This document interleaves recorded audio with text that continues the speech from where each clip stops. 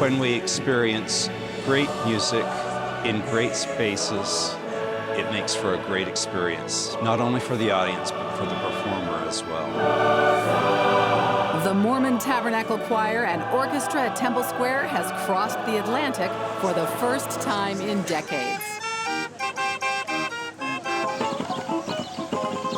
The last time, the only time, the Tabernacle Choir has come to Frankfurt was in 1991. And I think it's about time we came back here. Und es wurde auch Zeit, dass wir wiederkommen. This whirlwind tour with a lot of moving parts made 7 stops in Western Europe in a high-demand schedule from June 29th through July 13th. It brought back home to Europe much of the music that was created there by luminaries of an earlier age.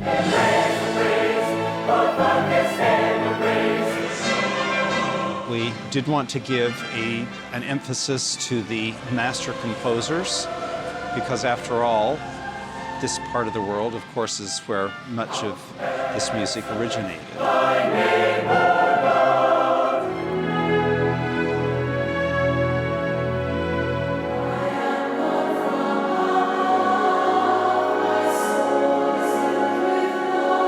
One of the most wonderful things to observe is those who have come who have been entirely unfamiliar with the choir, and then watching them in the concerts react to not just the music and the scale of the choir and the orchestra, but to what happens to them, those feelings that they can't explain.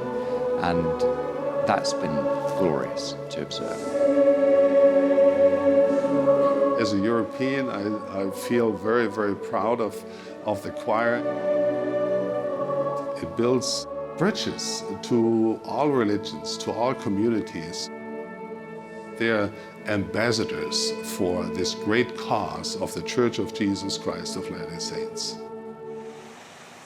The overall experience that the choir was having was going to be influenced by the places that we chose to perform, as well as the places we allowed them to visit or encouraged them to see.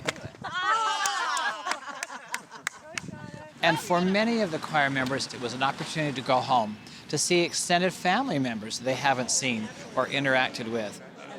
I am from Frankfurt, Germany. My family lives about 15 kilometers north in a little town called Kearon, and that's where I grew up.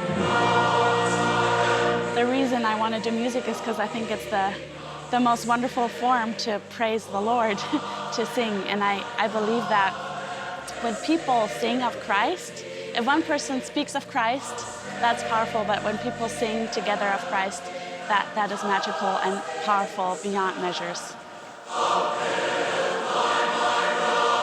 Before the tour came to a close, the choir created once again this beloved iconic photo taken in front of the Eiffel Tower in 1955.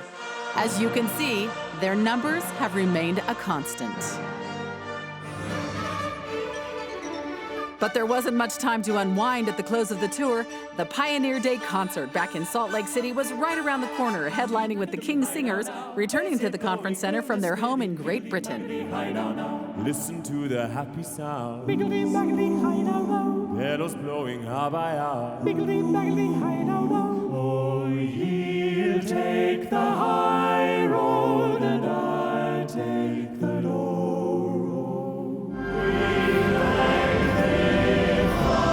The technique and the skill of the people who were using technology to capture our sound, and if you listen to the disc, it sounds very much like any other King Singer sound. I don't know how they did it, because we were just singing with microphones into this barn of a place, but yet it felt incredibly intimate. I mean, it's so fantastic being here.